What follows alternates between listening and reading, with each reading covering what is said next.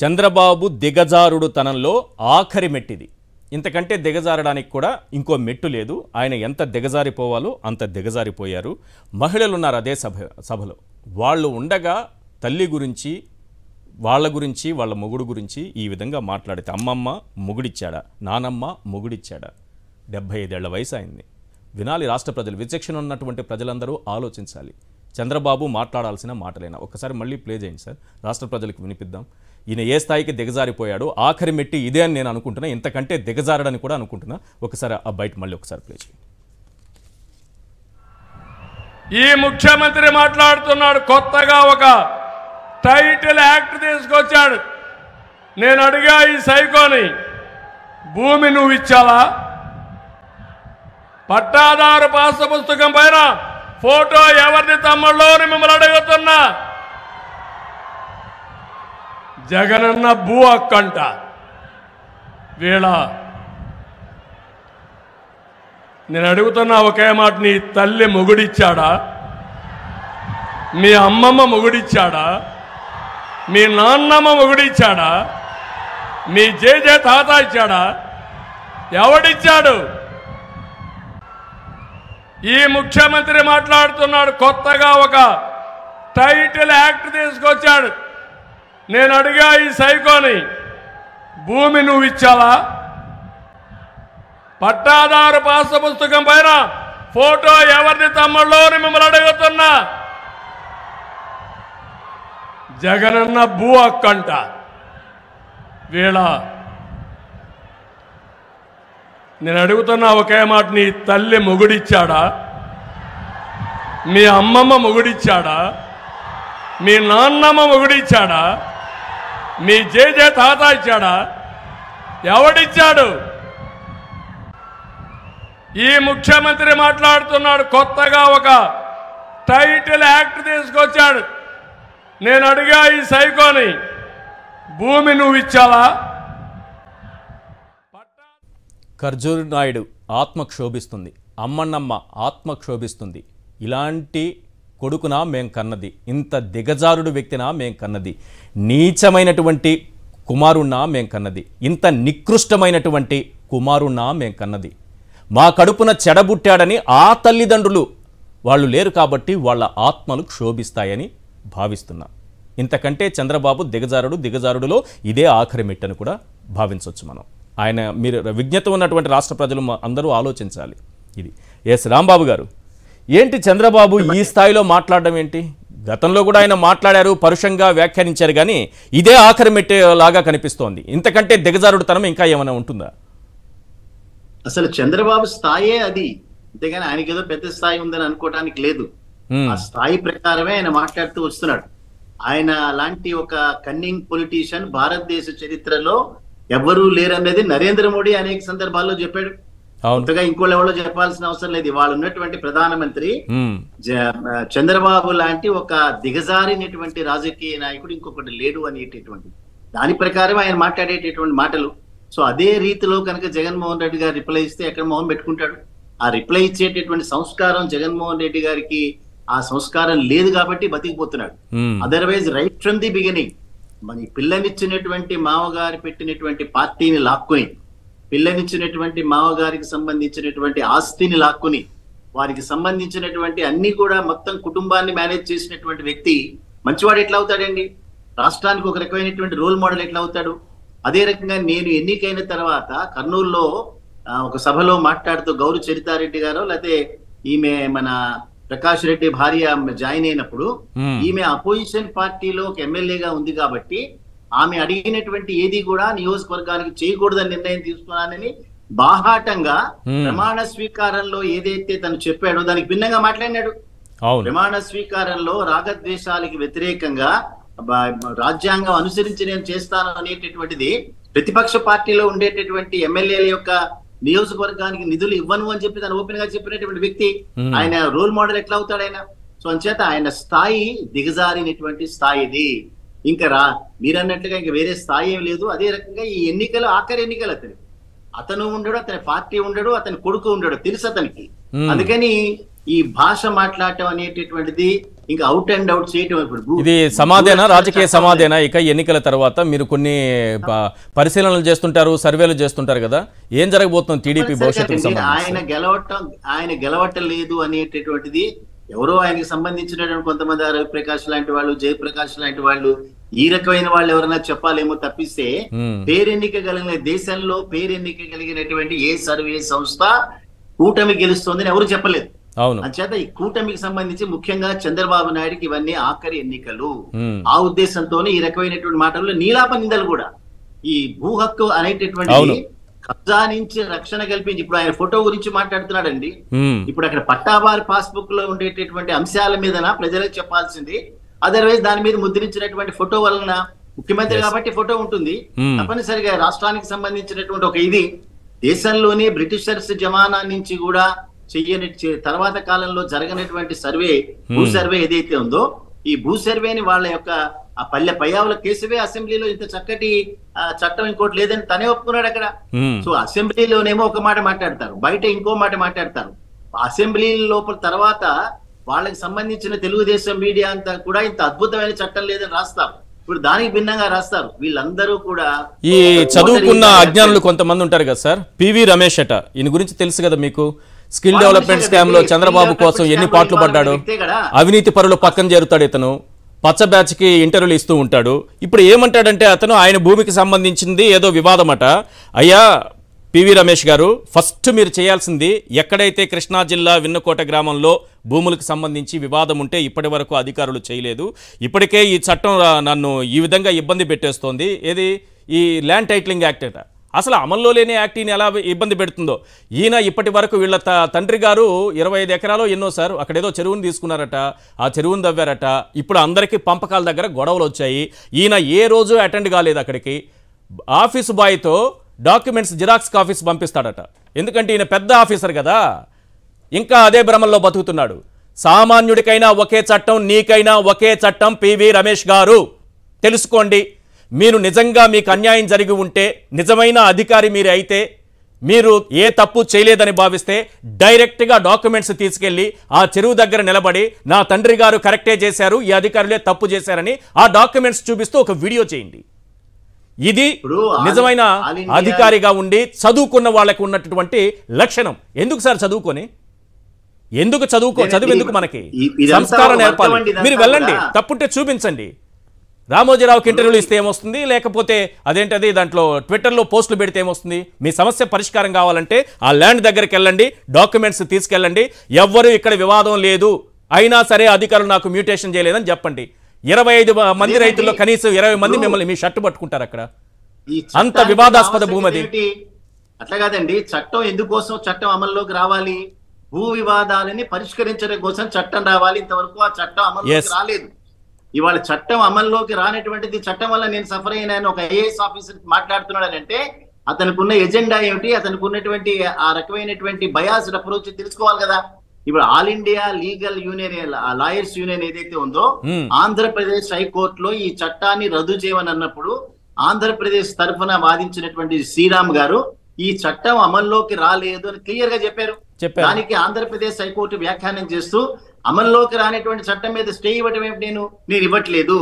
Even then ఎక్కడైనా సరే ఎవరైనా సరే అది గెజిట్ అయిన తర్వాత ఒక ఇండివిజువల్ వ్యక్తి కనుక దీనివల్ల నష్టపోతే తప్పనిసరిగా దీన్ని టెంపరీ ఇంజంక్షన్ ఇవ్వచ్చు, ఆలోచించమని చెప్పి ఆయన కోర్టులందరినీ కోరినాడు ఆయన. సో ఇక్కడ ఈయన కోర్టును అప్రోచ్ అవడు. వివాదాలు ఉన్నాయి కాబట్టే ఈ వివాదాలని పరిష్కరించడానికి ఒక చట్టం, ఈ చట్టం చాలా మంచిదని చెప్పి తెలుగుదేశం పార్టీ అఫీషియల్ గా అసెంబ్లీలో డిక్లేర్ చేసిందా లేదా? అదే రకంగా దాన్ని నిరంతరం భుజానకెత్తుకుని అబద్ధపు ప్రచారాలు చేసేటటువంటి తెలుగుదేశం మీడియా దీని మీద ఒక రకమైనటువంటి అద్భుతమైనటువంటి వ్యాఖ్యానాలు చేస్తూ అన్నదాత అనేటువంటి కార్యక్రమంలో ఇది చాలా చక్కటి చట్టం అని పొగిడేరా లేదా? అప్పుడు ఒక మాట, ఇప్పుడు ఒక మాట. ఎన్నికలు వచ్చాయి కాబట్టి నోరు తెరిస్తే అబద్ధాలు మాట్లాడుతున్నారు. చంద్రబాబు నాయుడు అయినా, పవన్ కళ్యాణ్ అయినా, నరేంద్ర మోడీ అయినా, అమిత్ షా అయినా సరే వీరందరూ కూడా అబద్ధాలకి ఒక వేరే పేరు వీళ్ళందరూ కూడా. అదర్వైజ్ నిన్నటిదాకా ఏం మాట్లాడినారండి? ఇప్పుడు ఇవాళ ఇన్పుట్ సబ్సిడీ అనేటటువంటి దాన్ని ఇవ్వను అని మాట్లాడుతున్నారంటే ఇది 58 నెలల కాలంగా ఎప్పుడైతే ఎవరైతే నష్టపోయినటువంటి ఈ న్యాచురల్ కెలామిటీస్ వల్ల కానీ మరొక విషయంలో కానీ నష్టపోయినటువంటి రైతులకు ఇచ్చేటటువంటి ఇన్పుట్ సబ్సిడీ. ఇప్పుడు సీజన్ వస్తుంది వర్షాకాలం తర్వాత, ఈ లోపల వాళ్ళు చేయాల్సినటువంటి పనులు ఉన్నాయి. సో అంచేత దాన్ని ఆపుతున్నారనంటే వీళ్ళందరూ కూడా ఎన్నికల సంఘం కూడా బీజేపీ చేతిలో ఆడేటటువంటి ఒక తోలు బొమ్మ మాత్రమే వీళ్ళ యొక్క ఆంధ్రప్రదేశ్ పట్ల. ఒక నిమిషం సార్, లైన్లో ఉన్నాను సార్, మళ్ళీ మీ దగ్గరకు వస్తాను. కొమ్మినేని శ్రీనివాసరావు గారు సీనియర్ జర్నలిస్ట్ మనకి ఫోన్ లైన్లో ఉన్నారు. సార్ కొమ్మినేని గారు, ఈరోజు చంద్రబాబు ఓ సభలో మాట్లాడుతూ ముఖ్యమంత్రిని ఉద్దేశించి చేసినటువంటి కామెంట్స్ మీరు విన్నారా? భూ హక్కు చట్టం గురించి, దాన్ని తీసుకొచ్చే హక్కు నీకు ఎక్కడి నుంచి వచ్చిందంటూ ఆయన వాడినటువంటి పరుష పదజాలంపై ఏమంటారు?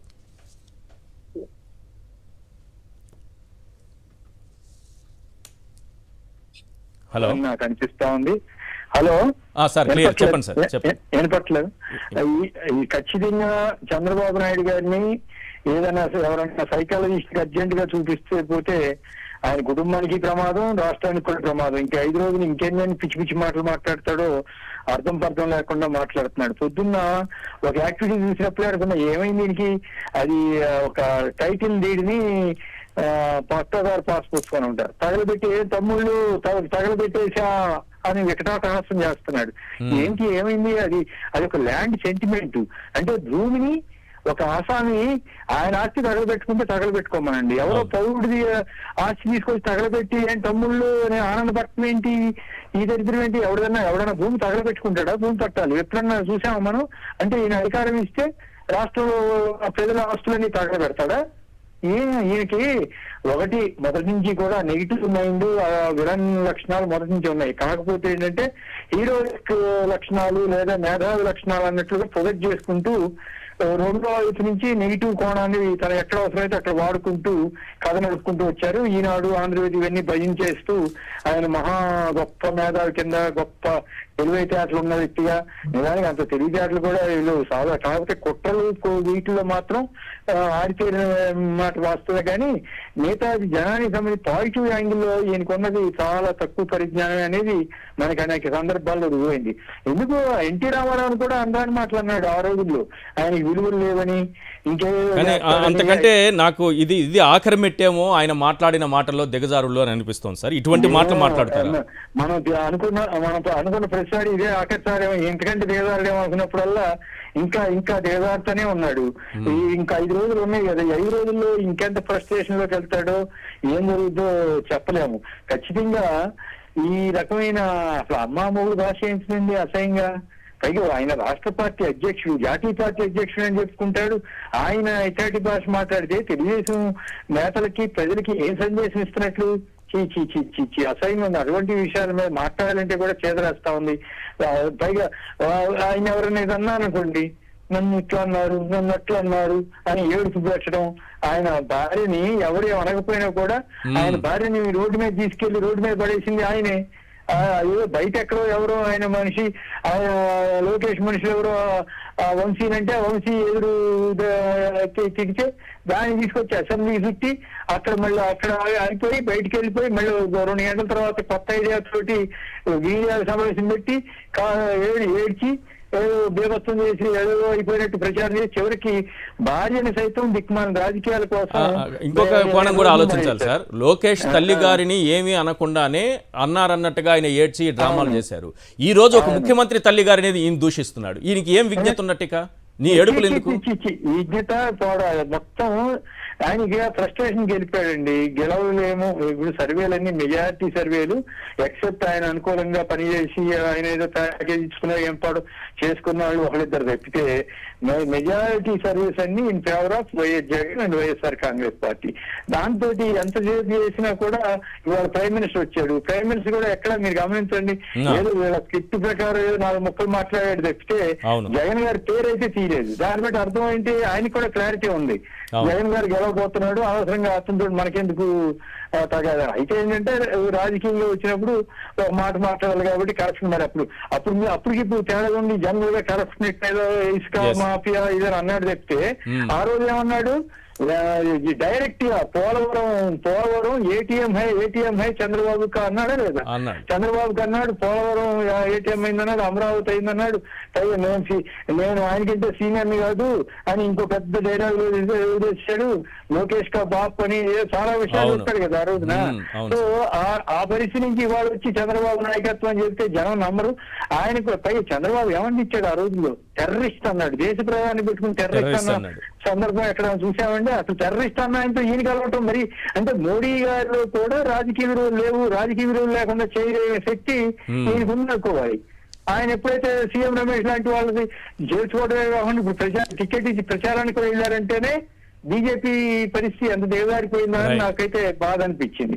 ఈ రకంగా చంద్రబాబు గారు అయితే ఇక పొగిడితేనేమో మోడీ గారిని ఆకాశానికి ఎత్తేదట్టు పోగొట్టడం, లేకపోతేనేమో బండబూతులు తెస్తాం. ఎట్లా ఇది అసలు అసహ్యంగా ఉంది పరిస్థితి. అత్యంత రాజకీయ విలువలు ఉన్నటువంటి వ్యక్తి ఒక మాటలో అత్యంత రాజకీయ విలువలు ఏం విలువలు సార్ అవి? జగన్ గారిని పట్టుకుని ముఖ్యమంత్రిని, ఆయన ముఖ్యమంత్రి కదా, నీకంటే నీ కొడుకు వయసు ఉన్న వ్యక్తిని పట్టుకుని ఇంత నీచంగా మాట్లాడతాడా? తప్పు కదా అది. అసలు ఆ మాత్రం ఇప్పుడు ఎలక్షన్ కమిషన్ ఇటువంటి వాళ్ళ మీద నిషేధం పెట్టదా? మరి కేసీఆర్ మీద నిషేధం పెట్టింది మోడీ గారి తరఫున, మోడీ గారికి డైరెక్ట్ ఇవ్వడానికి వెనకాడి పార్టీకి నోటీసులు ఇచ్చింది. మరి ఇటువంటి వాటికి ఏందో ఇప్పుడు చివరికి వాళ్ళ పరిస్థితి ఎట్లయిపోయింది బీజేపీతో కలుపుకున్న తర్వాత. ఇందాక ముఖ్యమంత్రి గారు అన్నట్లు కేవలం ఎలక్షన్ కమిషన్ ఇంప్లిమెంట్ చేయడానికి, కేంద్ర ప్రభుత్వాన్ని ఇంప్లిమెంట్ చేయడానికి వాడుకుంటున్నారు. శుభ్రంగా వాడుకొని పొద్దున్నేమో సిఐడి వాళ్ళు చంద్రబాబు మీద లోకేష్ మీద కేసు పెట్టారు, సాయంత్రానికల్లానేమో డీజీపీని ట్రాన్స్ఫర్ చేయించారు, ఇవాళ మళ్ళీ కొందరిని ట్రాన్స్ఫర్ చేయించారంటే ఏంది అరాచకంగా ఉంది. నిజంగానే ముఖ్యమంత్రి గారు అన్నట్టు ప్రధానికి ఆపటం ఈ టీంలు కేవలం ఆంధ్రప్రదేశ్ మీద బహుశా మోడీ గారి దాకా వెళ్ళకపోవచ్చు. ఏని మధ్యలో వాళ్ళే వీళ్ళు మేనేజ్మెంట్ స్కిల్స్ ఉన్న వాళ్ళు కదా వీళ్ళందరూ, చంద్రబాబు, సీఎం రమేష్ వీళ్ళందరూ. అందువల్ల ఇటువంటి మాటలు మాట్లాడి ఆంధ్ర ప్రజల పరువు తీశాడు. ఈయన వెనక్కి ఎలక్ట్ అయితే ఆంధ్ర ప్రజల ఆస్తులను తగలబెడతానని చెప్పి ఆయన చెప్పిన చెప్పాడు. అదేది తగలబెట్టాను. థ్యాంక్ యూ సార్ కొమ్మినేని గారు మీ విశ్లేషణ అందించినందుకు. ఒకసారి మళ్ళీ చంద్రబాబు ఏమన్నారు? రాష్ట్ర ప్రజలు విజ్ఞులైనటువంటి రాష్ట్ర ప్రజలందరూ కూడా ఆలోచించాలని పదే పదే ఆ వ్యాఖ్యల్ని మీకు వినిపిస్తున్నా. ఇతను ఏ స్థాయికి దిగజారిపోయాడు, దిగజారడంలో ఆఖరి మెట్టుకు కూడా వచ్చేశాడు. ఇంతకంటే భవిష్యత్తులో దిగజారడనే అనుకుందాం, దిగజారడానికి కూడా ఏమీ లేదు. అతని తల్లిదండ్రుల ఆత్మ మాత్రం ఈరోజు ఖచ్చితంగా క్షోభిస్తుంది ఇలాంటి కొడుకును కన్నందుకు. ఎస్, మళ్ళీ ఒకసారి ప్లే చేయండి. ఈ ముఖ్యమంత్రి మాట్లాడుతున్నాడు, కొత్తగా ఒక టైటిల్ యాక్ట్ తీసుకొచ్చాడు. నేను అడిగా ఈ సైకోని, భూమి నువ్వు ఇచ్చావా? పట్టాదారు పాస్ పుస్తకం పైన ఫోటో ఎవరిది తమ్ముళ్ళు అని మిమ్మల్ని అడుగుతున్నా. జగనన్న భూ హక్కంట. వీళ్ళ నేను అడుగుతున్నా ఒకే మాట, నీ తల్లి మొగుడిచ్చాడా? మీ అమ్మమ్మ మొగుడిచ్చాడా? మీ నాన్నమ్మ మొగుడిచ్చాడా? మీ జేజే తాత ఇచ్చాడా? ఎవడిచ్చాడు? ఈ ముఖ్యమంత్రి మాట్లాడుతున్నాడు కొత్తగా ఒక విజయబాబు గారు అధికార భాషా సంఘం అధ్యక్షులు మనకు ఫోన్ లైన్లో ఉన్నారు. విజయబాబు గారు, విన్నారా చంద్రబాబు గారి మాటలు, ఆ దూషణలు, ఆ దిగజారుడుతనం, ఆ సభ్య పదజాలం? ఇది ఇప్పుడు తాజాగా కాదండి, ముఖ్యమంత్రి గారిని నరికేయాలి, చంపేయాలి అని చెప్పి నోటికొచ్చినట్టు మాట్లాడుతాం. ఇవన్నీ చూస్తుంటే ఏంటంటే ఒక తీవ్రమైనటువంటి మానసిక ఒత్తిడి, అంటే దారుణంగా ఓడిపోతున్నాం. ఇన్ని కుతంత్రాలు కుహకాలు చేసినా కూడా ఓటమిని మరొకసారి మళ్ళీ ఘోర పరాజయాన్ని చవిచూడాల్సి వస్తుంది అనేటువంటి ఒక తీవ్ర మానసిక ఒత్తిళ్లు ఇవన్నీ కూడా వస్తున్నాయి. ఆయన వయసుకి కానీ ఆయన అనుభవానికి కానీ లేదు, రాజకీయాల్లో మనం ఒక హోందాగా వ్యవహరించాలనే పూర్తిగా అసలు తన స్పృహనే కోల్పోయి మాట్లాడుతున్న తీరు ఇది. మరి ఖచ్చితంగా ఎలక్షన్ కమిషన్ అయితే తీవ్రమైనటువంటి చర్యలు తీసుకోవాలి. ఏం సార్, మనం ఎలక్షన్ కమిషన్ చర్యలు తీసుకోవాలి అనుకోవడమే కానీ అవన్నీ జరిగే అది బాధాకరమైన అంశం ఏంటంటే ఇంతగా తెగబడి అప్రజాస్వామికంగా అసలు సభ్య సమాజమే కూడా పూర్తిగా అసహించుకునేటువంటి రీతిలో చేస్తున్నా కూడా ఎందుకు మరి ఈ రకంగా వ్యవహరిస్తున్నాడు అనేది కూడా అర్థం కావట్లేదు ఆయన. కాబట్టి డెఫినెట్ గా దీనికి ఒక ఫుల్ స్టాప్ అయితే పెట్టాలి. అదర్వైజ్ ఏంటంటే పరిస్థితులు ఇంకా కూడా దిగజారిపోయేటట్టు దీంట్లో ఉన్నాయి. ఏదేమైనా కూడా ఇంకొక వారం రోజుల్లో ఇతని చరిత్ర మించిపోయేటువంటి పరిస్థితి వస్తుందండి. సార్ ఇతను పవన్ కళ్యాణ్ వ్యాఖ్యలు కూడా మీరు వినే ఉంటారు కదా సార్. అసలు పవన్ కళ్యాణ్ అనే అతను లోనటిక్ మ్యాన్ అనేది ఆల్రెడీ జనానికి కూడా అర్థమైపోయింది. సగటు ఓటర్లే నోటికి వచ్చినట్టుగా తిడుతున్నారు. అయినా కూడా చెలరేగిపోయి పేటరేగిపోయి అదే పెద్ద హీరోయిజం అనుకున్నాడు. కానీ అసలు రాజకీయాలు ఇంత నీచాతినీచంగా ఇంత దౌర్భాగ్యంగా దీన్ని తయారు చేయడానికి ప్రధాన కారకుడు ఎవరు అంటే చంద్రబాబు నాయుడు గారు అని చెప్పాలి. తల్లిదండ్రులకి తలకొరివి కూడా పెట్టలేదంటారు, వాస్తవమేనది? మీకు ఐడియా చెప్పాలంటే ఇతను సంస్కారం లేదని చెప్పడానికి తల్లిదండ్రులకు తల్లికి మరి తండ్రికో ఏదో తలకొరివి కూడా పెట్టకుండా నాకు స్కిన్ జబ్బు ఉంది, నేను హైదరాబాద్ వెళ్ళిపోవాలి అర్జెంటుగా వెళ్ళిపోయాడంట. కనీసం అంత్యక్రియలు కూడా చేయలేదని అంటారు. వాళ్ళకు పూర్తిగా వాళ్ళ ఉనికిని మర్చిపోయి మనం ఏం చేస్తున్నాం, ఏం మాట్లాడుతున్నాం ఇది కూడా అయిపోయారు. అంటే దానికి కారణం పూర్తిగా ఏంటంటే ఇన్ని చేసినా కూడా ఘోరంగా ఇంక కొద్ది రోజుల్లో ఓడిపోతున్నాం అన్నది ఒకే ఒక దీంతోనే వాళ్ళు వర్రీ అవుతున్నారండి. ఇదొక్కటి మాత్రం మనం చాలా స్పష్టంగా చెప్పొచ్చు. Right, thank you sir Vijaya Babu గారు విశ్లేషణ ఇచ్చినందుకు. రాంబాబు గారు, పవన్ కళ్యాణ్ సైతం ఇదే రూట్లో వెళ్తున్నారు. నేను పవన్ కళ్యాణ్ మాటలు వినిపించాను మీకు, మీరు వినే ఉంటారు.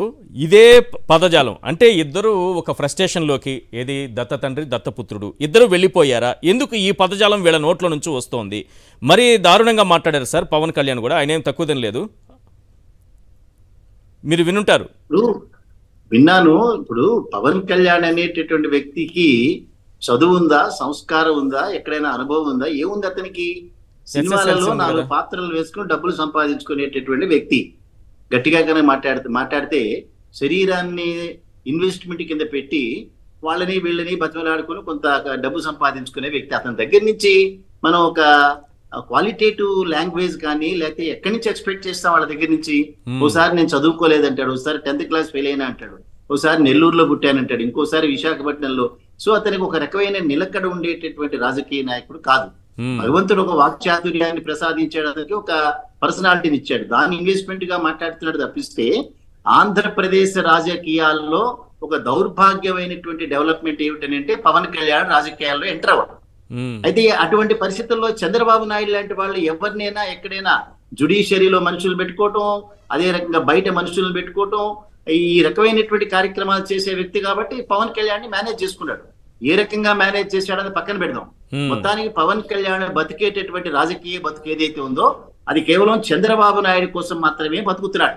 వీళ్ళ క్యారెక్టర్లు అన్ని కూడా రేపు 24 ఎన్నికల్లో తప్పనిసరిగా రేపు June 4th నాడు తెలుస్తాయి. అయితే ఏంటంటే ఎన్నికల సంఘం కేసీఆర్ మీద ఒక నిర్ణయం తీసుకున్నారు, 48 గంటలు మీరు క్యాన్వాస్ చేయడానికి వీల్లేదు. ఎందుకని? ఆయన మాట్లాడినటువంటి పరుషమైనటువంటి పదజాలం రేవంత్ రెడ్డి మీద. ఇప్పుడు ఇవి కూడా తక్కువేం కాదు. అంటే తప్పనిసరిగా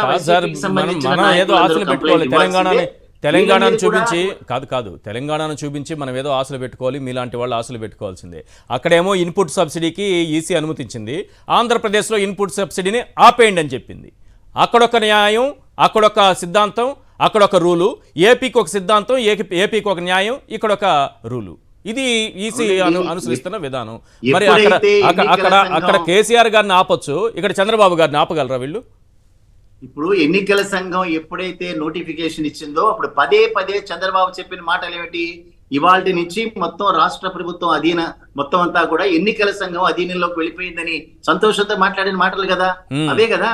ఇప్పుడు ఎన్నికల సంఘం అధీనంలోకి రాష్ట్ర ప్రభుత్వం వెళ్ళిపోయిందంటే దాని అర్థం ఏమిటి? భారతీయ జనతా పార్టీ చేతుల్లో త్రివిధ దళాలు ఏవైతే ఉన్నాయో ఈ 4వ దళం ఏర్పడింది ఇందులో. సో మొన్నటి దాకా ఉండేటటువంటి ఈ నేవీ, ఎయిర్ ఫోర్స్, మనకి ఇవన్నీ మనం ఏ రకంగా ఆర్మీలు అంటామో ఆ రకంగా సిఐడిలు, మన సిబిఐలు, ఐడి వీళ్ళందరూ కూడా ఈడీలు వీళ్ళందరూ వెళ్ళారు. దాంతో పాటు ఈ డిపార్ట్మెంట్ కూడా యాడ్ అయింది. అదర్వైజ్ ఏంటంటే వేరే రాష్ట్రాల్లో లేనటువంటివి ఈ రాష్ట్రంలో ప్రత్యేకంగా ఎందుకు జరుగుతాయి? ఒక డీజీపీని మార్చేటటువంటి పెద్ద క్రైమ్ ఏం చేసినాడు ఆయన? జస్ట్ బికాజ్ వీళ్ళు పర్మిషన్, వీళ్ళు ఏదో కంప్లైంట్ ఇచ్చారన్న మాటే తప్పిస్తే. అందుకని ఇవన్నీ కూడా చంద్రబాబు నాయుడు భారతీయ జనతా పార్టీని ఉపయోగించుకుని ఎన్నికల సంఘాన్ని చేతిలో పెట్టుకుని ఆడేటటువంటి నాటకాలు మాత్రమే. ఎన్నికల సంఘం ఒక నిర్ణయం తీసుకుందా లేదా ఒక చర్య తీసుకుందా అనేది పక్కన పెడితే రేపు మే 13వ తేదీన ప్రజలందరూ దీనికి సరైనటువంటి సమాధానం ఇవ్వడానికి సిద్ధంగా ఉన్నారు. ఇవాళ వచ్చినటువంటి ఆత్మసాక్షి సర్వేలో గాని, జన్మత్ పోల్స్ లో గాని 120 సీట్లు వైసీపీకి వస్తాయన్న సంగతి వీళ్ళకి కూడా తెలుసు, పవన్ కళ్యాణ్కి తెలుసు, చంద్రబాబు తెలుసు. ఏ సర్వే కూడా వీళ్ళు వస్తారని ఎవరు మాట్లాడలేదు. అంటే ఇప్పటికీ కూడా 50% ఓటతో జగన్మోహన్ రెడ్డి గారి వైసీపీ పార్టీ బలంగా ఉంది. అందుకనే ఎన్నికల సంఘాన్ని ఉపయోగించుకునో మరొక దాన్ని ఉపయోగించుకునో ఆట ఆడే ప్రయత్నాలు చేస్తున్నారు. అందుకే ఇటువంటి లాంగ్వేజ్, ఇన్పుట్ సబ్సిడీ అయినా లేదైనా విద్యా దీవెన అయినా సరే ప్రజలకు ఉపయోగపడేదండి. 58 నెలల నుంచి ఇంప్లిమెంట్ అయ్యేటటువంటిది. అంతేగాని మీరు పసుపు కుంకుమ ఎట్లా ఇంప్లిమెంట్ చేయగలిగారు? ఇప్పుడు లాస్ట్ లో ఇదే ఎన్నికల సంఘం ఎట్లా పర్మిషన్ ఇచ్చింది? అదే రకంగా తెలంగాణలో ఎట్లా పర్మిషన్ ఇస్తున్నారు? కర్ణాటక రాష్ట్రంలో ఎట్లా పర్మిషన్ ఇస్తున్నారు? అందుకని ఆంధ్రప్రదేశ్ రాష్ట్రంలో భారతీయ జనతా పార్టీతో ఏదైతే పొత్తు వీళ్ళు పెట్టుకున్నారో ఈ కార్యక్రమాల కోసమే ఇది పదే నోటిఫికేషన్ ముందు చంద్రబాబు మాట్లాడిందే ఇవన్నీ కూడా మన చేతులకు వచ్చేసింది. ఇప్పుడు మనం ఏ రకంగా చెప్తే ఆ రకంగా చేసుకోవచ్చు అనేది ఆనందంతో మాట్లాడిన మాటలు. ఒకసారి మీరు ప్రీవియస్ రికార్డు బయటకు తీయండి, అన్ని ఇవే మాటలు మాట్లాడుతున్నారు వీళ్ళు. అందుకని వాళ్ళ జగన్మోహన్ రెడ్డి గారు ఇవన్నీ ఎన్నికలు కూడా సజావుగా జరుగుతాయా అనేటటువంటి ఆందోళన వెలుబుచ్చారంటే తప్పనిసరిగా ఆంధ్రప్రదేశ్ రాష్ట్రంలో వైసీపీ కార్యకర్తలందరూ ఇంకా అలర్ట్ గా ఉండాలి. పోలింగ్ బూతుల దగ్గర వాళ్ళు ఏం చేయకపోవచ్చు, దానికంటే ముందు ఈ రకమైనటువంటి కార్యక్రమాలు చేస్తారు తప్పనిసరిగా. అందుకని తెలంగాణ రాష్ట్రంలో 48 గంటలు ఏదైతే ప్రచారం చేయకుండా కేసీఆర్ మీద ఏ రకమైనటువంటి ఇంపోజిషన్ చేశారో చంద్రబాబు మీద కూడా చేయాల్సిందే. అదర్వైజ్ అదుపు తప్పి మాట్లాడేటటువంటి అవకాశాలు ఎక్కువ అవుతాయి. ఈ అదుపు తప్పటం అనేటటువంటిది రాజకీయంగా ఎట్టి పరిస్థితుల్లో సూటబుల్ వ్యవహారం మాత్రం ఎన్విరాన్మెంట్ కాదు అని మనం ఖచ్చితంగా చెప్పాలి. అందుకని పవన్ కళ్యాణ్ గురించి అసలు మాట్లాడటమే తక్కువ, అతను ఎవరు పట్టించుకున్నటువంటి దాఖలాలు లేవు.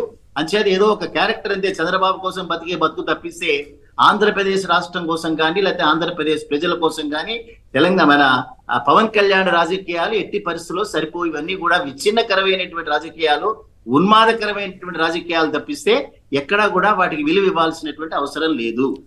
మీ పరిశీలన, మీ అబ్జర్వేషన్, లేకపోతే మీరు ఏదైనా సర్వే చేశారా? నిజానికి మీరు కొన్ని సంస్థలు చేసినటువంటి సర్వేల గురించి అంటున్నారు కదా, గ్రౌండ్లో రియాలిటీ ఎలా ఉంది మీ అబ్జర్వేషన్? రెండు ఆప్షన్స్ అండి. నేను అథారిటేటివ్ గా చెప్తున్నా. నేను మళ్ళీ జూన్ 4వ తేదీన వస్తా, కూర్చుంటా మీ దగ్గర. 175 రికార్డ్ చేసి పెడతాను, తప్పనిసరిగా రికార్డ్ చేయండి. నాకు ఒక సైంటిఫికల్ బేస్ ఉంది నేను మాట్లాడటానికి. మేము మాట్లాడిన తర్వాత చెప్తున్నాం, మేము మా టీం అంతా వెళ్ళి 25,000 మంది పై చిలుకు లబ్ధిదారులతో మాట్లాడిన తర్వాత మేము చెప్తున్నాం. కనీసం 1% లబ్ధిదారులు కూడా మేము జగన్మోహన్ రెడ్డి గారికి వెయ్యమని మాకు చెప్పలేదు. లబ్ధి పొందినటువంటి వాళ్ళ సంఖ్య మీరు ఒకటే మాట చూడొచ్చు, 1,85,000 మంది వాలంటీర్లు ఉన్నారు రాష్ట్రంలో. మనం రద్దు కావడానికంటే ముందు వాలంటీర్ల వ్యవస్థని పక్కన పెడితే 1,85,000 మంది వాలంటీర్లు ఒక్కొక్కరికి 70 వేసి ఏదైతే ఇళ్లని అలాట్ చేశారో ఆ లెక్క ప్రకారం చూసి ప్రతి ఇంటికి 2 వేసినా కూడా 3,30,00,000 మంది లబ్ధిదారులు ఆంధ్రప్రదేశ్ లో ఉన్నారు. ఈ 3,30,00,000 మందిలో 2,50,00,000 గాని 2,60,00,000 ఓట్లన్నీ కూడా వైసీపీకి తప్పనిసరిగా పడతాయి. లాస్ట్ 2019 ఎన్నికల్లో 1,69,00,000 ఓట్లు తెచ్చుకుని 50% ఓట్లతో 151 సీట్లు తెచ్చుకున్నారు. ఇవాళ ఈసారి 2,60,00,000 ఓట్లతో జగన్మోహన్ రెడ్డి గారు 175కి 175 నియోజకవర్గాలు గెలవడానికి అవకాశం ఉండేటటువంటి పరిస్థితి క్రియేట్ చేశారు. అందుకని మేము అథారిటేటివ్ గా చెప్తున్నాం, మేము అనుకున్నది కనుక కరెక్ట్ గా కనుక జరిగిన రోజున జరిగేటటువంటి అవకాశం ఉందనే మాట్లాడుతున్నాం. 175కి 175 అసెంబ్లీ నియోజకవర్గాలు, 25కి 25 పార్లమెంట్ నియోజకవర్గాలు రావటం అనేటటువంటిది ఈ సైంటిఫికల్ బేస్ తో మాట్లాడుతున్నాను. రూరల్ ఓటర్స్ అందరూ కూడా మొన్న ఇండియా టుడే రాజ్దీప్ సర్దేశాయ్ మాట్లాడుతూ కూడా అతను అన్నది రాబోయేటటువంటి ఎన్నికలు మహిళలు రూరల్ ఓటర్స్ మాత్రమే డిసైడ్ చేస్తారని ఘంటాపదంగా చెప్పారు. అదే రకంగా పార్థాదాస్ అనేటటువంటి చాణక్య గ్రూప్ సంబంధించిన వారు కూడా మహిళలు రూరల్ ఓటర్లు మాత్రమే, ఈ రెండిట్లలో కూడా గణనీయమైన సంఖ్య ఉంది. ఇవాళ మహిళల్లో తీసుకున్నా రూరల్ ఓటర్లో తీసుకున్నా 56% పైచిలుకు జగన్మోహన్ రెడ్డి గారికి ఓటు వేయడానికి సిద్ధంగా ఉన్నారు. 41-42% మాత్రమే చంద్రబాబు దగ్గర ఉన్నారు. అర్బన్ ఓటర్లలో మాకు ఎక్కువ ఉన్నాయన్నా కూడా అర్బన్ ఓటర్ల సంఖ్య 87 లక్షలు మాత్రమే. రూరల్ ఓటర్ల సంఖ్య 3,20,00,000, 56% వారి దగ్గర ఉన్నారు. ఈ సైంటిఫికల్ బేస్ తో చెప్తున్నా నేను. ఇవన్నీ కూడా రేపొద్దున కాంక్రీటైజ్ అయ్యి ఇవాళ ఏదైతే లక్షలాది మంది స్టార్ క్యాంపైనర్లు గా వైసీపీ పార్టీ తరఫున ఉన్నారో రేపొద్దున పోలింగ్ బూత్ కి పట్టుకొచ్చేటటువంటిది వాళ్ళు వీళ్ళే. ఖచ్చితంగా ఇవి వస్తాయనేటటువంటి ప్రగాఢమైనటువంటి నమ్మకం నాకుంది. ఫైనల్ గా మనకి సమయం తక్కువ ఉంది, ఒక 1 minute 2 minutes లో క్లోజ్ చేద్దాం సార్. చంద్రబాబుకి ఒక ఎన్నికల్లో గెలవడానికి షర్మిల కావాలి, పురంధేశ్వరి కావాలి, పవన్ కళ్యాణ్ కావాలి, నిమ్మగడ్డ కావాలి, జయప్రకాష్ నారాయణ కావాలి, ప్రకాశం లేని రవి జర్నలిస్టు, పీకే కావాలి, ప్రశాంత్ కిషోర్ కావాలి, ఈసీ అధికారులు కావాలి, కేంద్రం కావాలి, అబద్ధాలు అసత్యాలు కావాలి, ప్రజల్ని భయభ్రాంతులకు గురి చేయడాలు కావాలి, అమలు చేయని మేనిఫెస్టోలు కావాలి, రామోజీ కావాలి, రాధాకృష్ణ కావాలి. ఇంతమంది కావాలా సార్ ఒక్క వ్యక్తి గెలవడానికి? ఏంటైనా అక్కడే తెలిసిపోయింది కదా. అనేక మంది సర్ఫేస్ అవుతున్నారు అని అంటే, అబద్ధాలు మాట్లాడుతున్నారు అని అంటే, ఒక చిన్న విషయంలో అండి, ఈ భూరక్షణ చట్టంలో కూడా ఏ ముఖ్యమంత్రి ఏ ప్రభుత్వం ప్రజల దగ్గర నుంచి భూమి లాక్కోగలుగుతుందండి? Minimum common sense. అంటే ఇక్కడ న్యాయ వ్యవస్థ అంతా చచ్చిపోయిందా? అదే న్యాయ వ్యవస్థలో వారు ఎవరినైతే చొప్పించారో అంతకు ముందు వారు లేకపోతే న్యాయ వ్యవస్థ లేదనుకుంటున్నారా? ఎలక్టోరల్ బాండ్స్ లాంటి ఒక దాన్ని పుట్టివేసినటువంటి ప్రభుత్వం అండి. అదే రకంగా కోర్టులు కూడా, అదే రకంగా ఆంధ్రప్రదేశ్ హైకోర్టు ఏం చెప్పింది? ఇండివిజువల్ గా ఒక్క వ్యక్తి నష్టపోయినా సరే రిలీఫ్ ఇవ్వడానికి మేము సిద్ధంగా ఉన్నాం. కోర్టును ఆల్రెడీ అప్రోచ్ అయినారు వీళ్ళు, అసెంబ్లీలో ప్రశ్నించారు, బయట ప్రశ్నించారు, కోర్టును అప్రోచ్ అయినారు, అయినా అబద్ధాలు మాట్లాడుతున్నారు. అందుకని ఇటువంటి అబద్ధాలు మాట్లాడేటటువంటి వ్యక్తుల యొక్క డిఫీట్ అనేటటువంటిది ఎప్పుడో నిర్ణయించబడింది. ఇది కేవలం మీడియాలో వాళ్ళకు ఉండేటటువంటి కొంత సపోర్ట్ తో వాళ్ళు రాస్తున్నారు తప్పిస్తే, అదర్వైజ్ తప్పనిసరిగా ఒక విపరీతమైన తీవ్రమైనటువంటి ఓటమిని కూటమి ఎదుర్కోబోతోంది. రేపొద్దున మీ దగ్గరికి నేను జూన్ 4వ తేదీన ఖచ్చితంగా నేను రికార్డ్ చేసి పెట్టుకున్నాను. జూన్ 4న మనం తప్పకుండా కలుద్దాం. ఈ మధ్యలో కూడా కలుస్తూ ఉంటాం, కానీ ఆ రోజు మాత్రం ఖచ్చితంగా కలుస్తాం. Right, thank you sir Rambabu, thank you అండి రాంబాబు గారు. రైట్, ఇది ఇప్పటి వరకున్న అప్డేట్స్. చూస్తూనే ఉండండి సాక్షి టీవీ. మా నమ్మకం నువ్వే జగన్, మా నమ్మకం నువ్వే జగన్, మా నమ్మకం నువ్వే జగన్. నమ్మకం నువ్వే జగన్, నమ్మకం నిన్నే జగన్.